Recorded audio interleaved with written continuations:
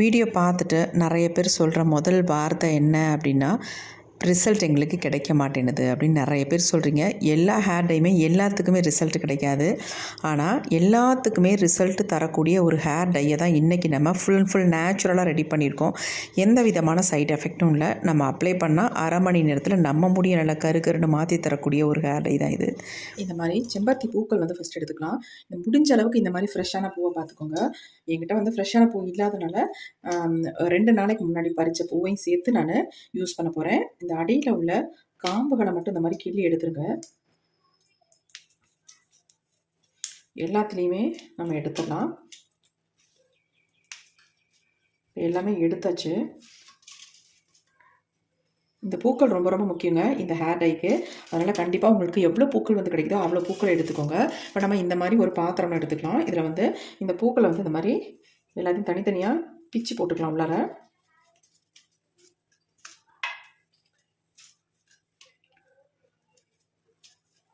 பூச்சிகள் இல்லாமல் எடுத்துக்கோங்க.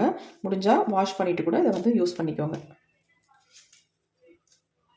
இப்போ ஒரு 10 பூக்கள்கிட்ட நான் எடுத்துருக்கேன். இப்போ இந்த இதில் வந்து நம்ம 1 டம்ளர் அளவுக்கு தண்ணி சேர்த்துக்கலாம். அடுத்து நம்ம இதில் என்ன சேர்க்க போகிறோம் அப்படின்னு பார்க்கலாம். இப்போ இதில் நம்ம அடுத்து சேர்க்க போகிறது ஓமவல்லி இலைகள் தான் சேர்க்க போகிறோம். இந்த மாதிரி ஒரு 10 ஓமவல்லி இலைகளை நம்ம தனித்தனியாக இந்த மாதிரி கிள்ளி எடுத்துக்கலாம். இந்த மாதிரி சின்ன சின்னதாக பிச்சு உள்ளே ஆட் பண்ணிக்கோங்க. இப்போ நம்ம தண்ணி சேர்த்துட்டோம்.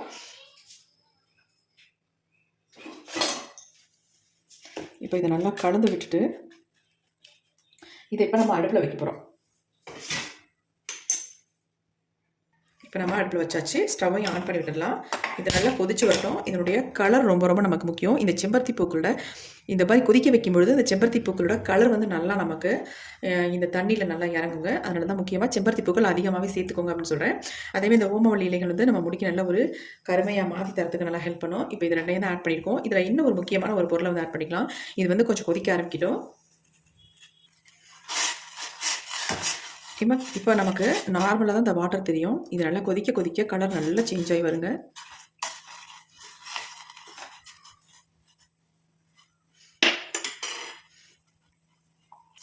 இப்போ பாருங்கள் நல்லா கொதிக்க ஆரம்பிச்சிருச்சு. இப்போ இதில் நம்ம சேர்க்க போகிற முக்கியமான பொருள் என்னன்னா டீத்தூள் தாங்க. நார்மல் டீத்தூள் எடுத்துக்கோங்க. மசாலா டீத்தூள் ஆட் பண்ணாதீங்க. 2 ஸ்பூன் அளவுக்கு நான் டீத்தூள் சேர்த்துருக்கேன். இதுவும் சேர்ந்து நல்லா வந்து கொதிச்சு வரணும் நமக்கு.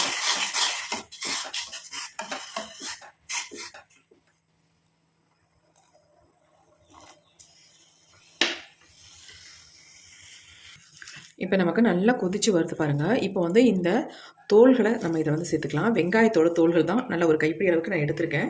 இதையும் சேர்த்துக்கலாம். சேர்த்துட்டு நல்லா வந்து கலந்து விட்டுருங்க. இது நல்லா கொதிச்சு கொஞ்சம் திக்காக நமக்கு இந்த கலர் வந்து நல்லா இறங்கி ஒரு சூப்பரான கன்சிஸ்டன்சியில் நமக்கு கிடைக்குங்க. இப்போ பாருங்கள் இதனுடைய கலர் எந்த அளவுக்கு சேஞ்ச் ஆகி வந்திருக்கு அப்படின்ட்டு. இங்கே பாருங்கள் எப்படி இருக்குன்ட்டு. எல்லாம் நல்லா வந்து கொதிக்கட்டும். செம்பருத்தி பூக்கள் நம்ம ஆட் பண்ணியிருக்கனால கொஞ்சம் வழுவழுன்னு இருக்கும் நமக்கு இந்த டிகாஷன் வந்து. நீங்கள் டீத்தூள் இல்லைன்னா காஃபி பவுடர் கூட தாராளமாக ஆட் பண்ணிக்கலாம். முக்கியமாக நீங்கள் செம்பருத்தி பூக்கள் இதில் நல்லா அதிகமாக சேர்த்துக்கோங்க. எப்படி இருக்குது பாருங்கள். கலர் நல்லா டார்க்காக வந்திருக்கு பாருங்கள். நல்லா கொதிக்குது. நீங்கள் ஆனில் வச்சிட்டிங்கன்னா அப்படியெல்லாம் பொங்கி வடிஞ்சிருங்க. இப்போ இங்கே அப்படி தான் நடந்துச்சு. நான் கொஞ்சம் சிம்மில் இல்லாமல் தூக்கி வச்சுருந்தேன். அப்படியே எல்லாம் பொங்கி வந்துருச்சு இவ்வளோ தூரத்துக்கு. அதனால் நீங்கள் லோ ஃப்ளேமில் வச்சே இதை வந்து ரெடி பண்ணுங்கள். ஒரு 2 மினிட்ஸ் அதை நல்லா கொதிக்க வச்சு கலரை இந்த அளவுக்கு நல்லா சேஞ்ச் ஆக்கி எடுத்தால் தான் நமக்கு ரிசல்ட் நல்லாயிருக்கும். கலர் பாருங்கள் இருக்க எந்த மாதிரி கலரில் மாறிடுச்சு பாருங்கள். இன்னும் கூட நமக்கு கொதிக்கட்டும். இதை ரெடி பண்ணும்போது கொஞ்சம் பக்கத்துலேயே நின்றுக்கோங்க. இன்க்ரீடியன்ஸ்லாம் எடுத்து வச்சுட்டு நம்ம கொஞ்சம் பக்கத்துலேயே நின்று ப்ரிப்பேர் பண்ணிக்கலாம். நல்லா இந்த மாதிரி கலந்து விட்டுக்கிட்டே இருங்க. அப்போ தான் நல்லா வேகும். எல்லாம் ஒன்றா நல்லா மிக்ஸ் ஆகி வேணும்னா நீங்கள் இதில் துளசி இலை கூட தாராளமாக சேர்த்துக்கலாம். நான் சேர்த்துக்கல, இல்லாதனால சேர்த்துக்கல. கண்டிப்பாக நீங்கள் வந்து துளசி இலையோ அல்லது பவுடரோ எது வேணாலும் நீங்கள் தாராளமாக சேர்த்துக்கலாம். இப்போ இது வந்து நல்லா கொதிச்சுக்கிட்டே இருக்கட்டும். கொஞ்சம் நல்லா நமக்கு டார்க் கலரில் வந்துருச்சு. நம்ம ஸ்டவ்வை வந்து ஆஃப் பண்ணிடலாம். இது அப்படியே இதே பாத்திரத்திலே இருக்கட்டும். கொஞ்சம் ஆறட்டும். நம்ம அப்புறமேட்டு வடிகட்டிக்கலாம். அதுக்குள்ளாட்டி நம்ம ஹேர் டைக்கு என்ன வேணும் அப்படின்றத பார்த்துடலாம். இப்போ நம்ம இந்த மாதிரி மிக்ஸி ஜார்னு எடுத்துக்கோங்க, கொஞ்சம் பெரிய ஜாராக கூட எடுத்துக்கோங்க. இதில் வந்து நம்ம என்ன ஆட் பண்ண போகிறோம் அப்படின்னா, கருவேப்பிலையை நல்லா தண்ணியில் போட்டு அலசிட்டு நல்லா ஒரு கைப்பிடி அளவுக்கு கருவேப்பிலையை எடுத்துக்கோங்க. நல்லா வாஷ் பண்ணிக்கோங்க. இப்போல்லாம் நிறைய பூச்சிகள் இருக்க ஆரம்பிக்குது. இந்த சீசனில் நமக்கு இதில் நிறைய பூச்சிகள் வரும். அதனால் நல்லா வாஷ் பண்ணிக்கோங்க. பாருங்கள் எந்த அளவுக்கு அழுகாக இருக்குது அப்படின்ட்டு. இப்போ நல்லா ஒரு கைப்பிடி அளவுக்கு நான் கருவேப்பிலையாக எடுத்துக்கிட்டேன். நீங்கள் எடுக்கும்பொழுது நல்ல முத்தின கருவேப்பிலையாக எடுத்துக்கோங்க. அப்போ தான் நமக்கு நல்ல ஜூஸ் கிடைக்கும். அதுக்காக சொல்கிறேன். இப்போ அடுத்து வந்து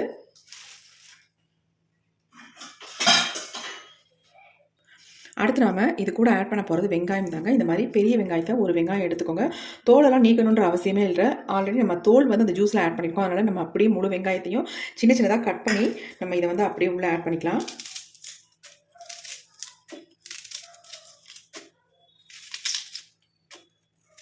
அப்படியே தோலோடையும் நம்ம இதை கட் பண்ணி உள்ளே போட்டுக்கிட்டோம்.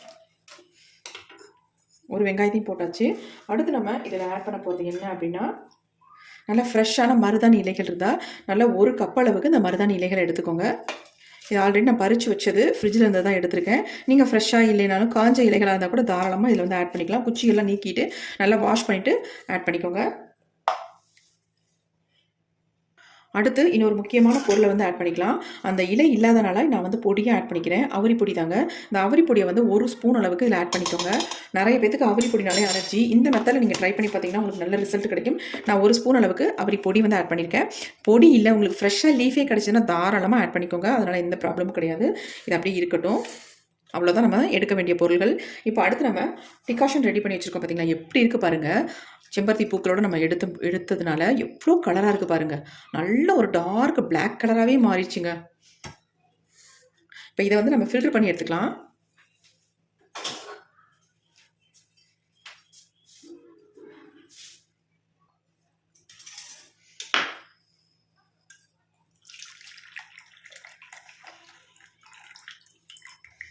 இந்த சக்கைகளை நம்ம அப்படியே போட்டு வச்சுக்கலாம்.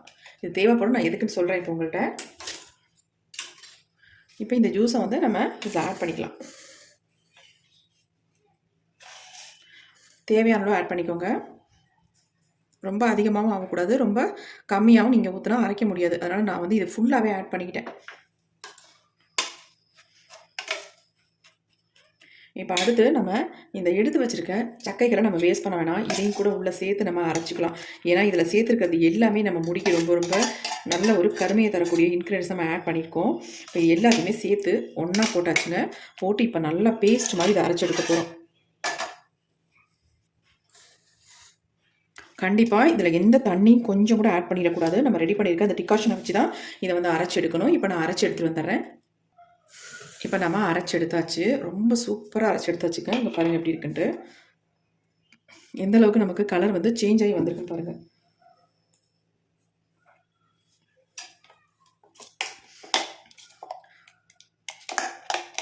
இது வந்து கொஞ்சம் திப்பி திப்பியாக தான் இருக்கும். இப்போ இதை வந்து நம்ம ஃபில்டர் பண்ணி எடுத்துக்கலாம். நல்லா அரைப்படையிலனா இன்னும் கொஞ்சம் நல்லா நீங்கள் அரைச்சி எடுத்துக்கோங்க. இப்போ இதை வந்து நான் ஃபில்டர் பண்ணி எடுக்க போகிறேன். இந்த மாதிரி ஏதாவது ஒரு பவுல் எடுத்துக்கோங்க. இதில் வந்து நம்ம அரைச்ச இந்த விழுதை வந்து நம்ம ஃபில்டர் பண்ணி எடுத்துக்கலாம்.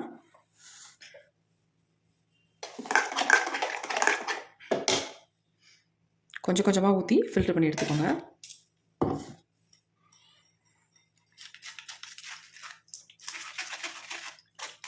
இப்படி நம்ம ஹேரில் அப்ளை பண்ணோம்னா அப்படியே திப்பி திப்பியாக இருக்கும். முடியாது, அப்ளை பண்ண முடியாது. அதனால் இந்த மாதிரி ஃபில்டர் பண்ணி ஜூஸ் மட்டும் நம்ம எடுத்து ரெடி பண்ணிக்கலாம்.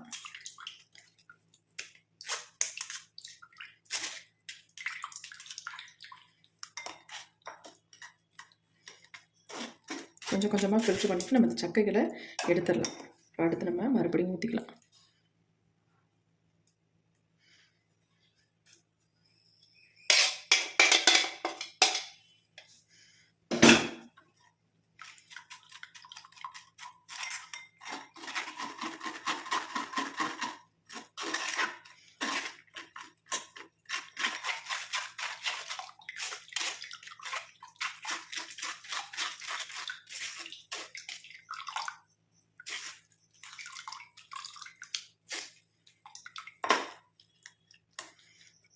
நல்லா கொஞ்சம் இந்த மாதிரி ப்ரெஸ் பண்ணி தான் நம்ம எடுக்கணும். வேறு வழி இல்லை. கொஞ்சம் வடிகட்டும் பொழுது பெரிய வடிகட்டியாக வச்சு நீங்கள் வடிகட்டி எடுத்துக்கோங்க. சின்னதாக இருக்கிறதுனால எனக்கு கஷ்டமாக இருக்குது. நீங்கள் பெரிய வடிகட்டியாக வச்சு வடித்து எடுத்துக்கோங்க.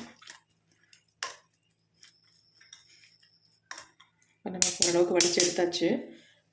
வேஸ்ட் அப்படி நம்ம போட்டுடலாம். இப்போ ஜூஸ் பாருங்கள், நமக்கு இந்த அளவுக்கு கிடச்சிருக்கு. அப்படி இருக்குது பாருங்கள். இதான் நமக்கு டையுங்க. இதில் வேறு எதுவுமே நம்ம ஆட் பண்ண வேண்டாம். சூப்பரான டை ரெடி ஆகிடுச்சு. இப்போ இது அப்படியே இருக்கட்டும். அடுத்து நம்ம இதை அப்படியே இரும்பு கடாயில் வந்து ஊற்றிக்கலாங்க. ஊற்றிட்டு இதை அடுப்பில் வச்சு நல்லா சூடுபடுத்தி ஒரு திக்கான கன்சிஸ்டன்சியில் எடுத்து தான் நமக்கு ஹேர் டை ரெடி ஆயிடுச்சு.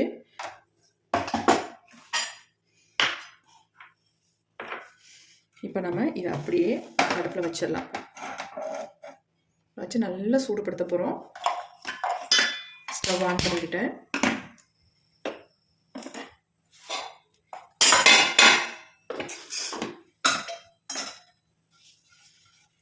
நல்லா அந்த மாதிரி நம்ம கலந்து விட்டுடலாம். இது ஹீட் பண்ணால் நமக்கு நல்லா வந்து ஒரு கலர் கிடைக்கும்.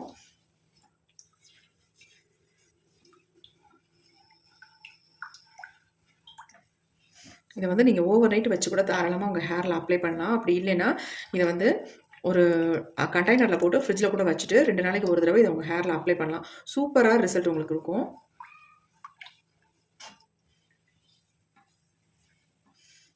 நிறைய பேத்துக்கு அவ்ரி பொடி வந்து வேண்டாம், ஒத்துக்க மாட்டேன்னு நினைக்கிறீங்க. இந்த மெத்தட்லாம் நீங்கள் ரெடி பண்ணி உங்கள் ஹேரில் அப்ளை பண்ணிங்கன்னா உங்களுக்கு எந்த விதமான சைட் எஃபெக்ட்டும் வராது.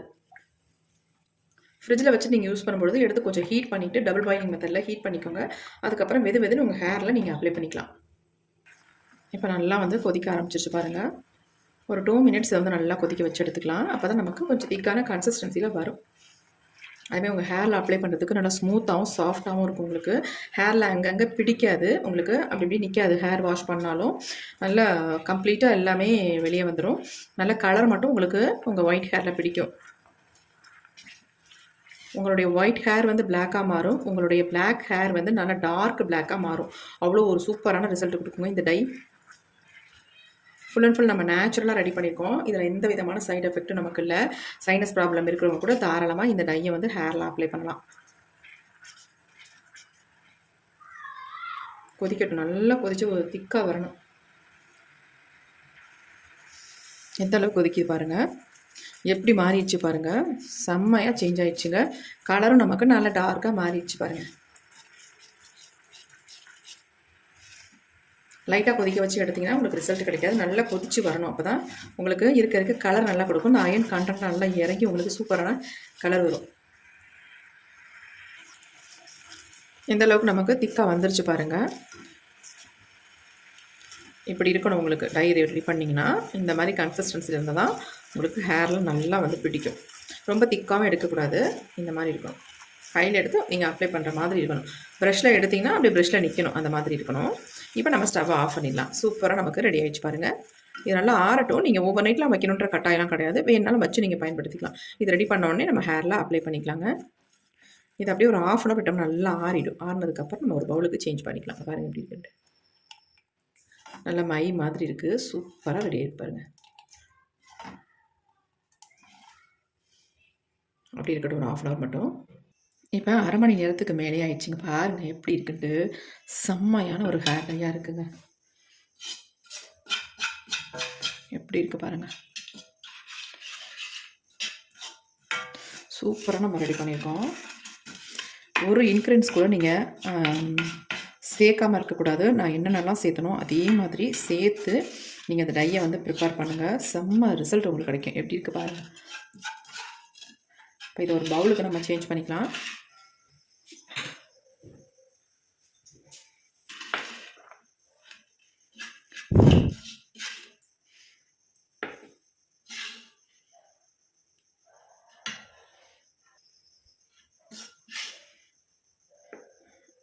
இது தாராளமாக ஒருத்தருடைய ஹேருக்கு சூப்பராக கரெக்டாக இருக்குங்க.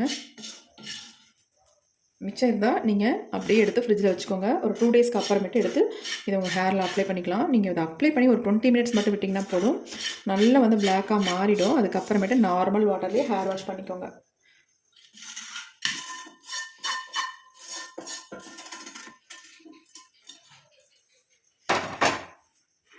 எப்படி இருக்குது பாருங்கள் டை. ஃபுல் அண்ட் ஃபுல் ஒரு நேச்சுரல் ஹேர் டை ரெடி பண்ணியிருக்கோம்.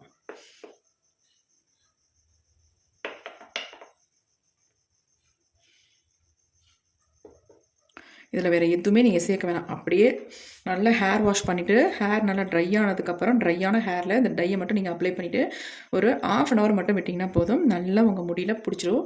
அதுக்கப்புறமேட்டு நார்மல் வாட்டரில் வாஷ் பண்ணிக்கோங்க. இதேமாரி வாரத்துக்கு ஒரு டைம் மட்டும் பண்ணுங்கள்.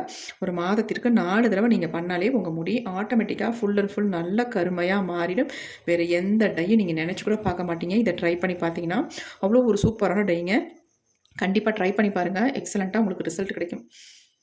இப்போ வாங்க இதை என்னுடைய ஹேரில் நான் அப்ளை பண்ண போகிறேன் எப்படின்றத பார்க்கலாம்.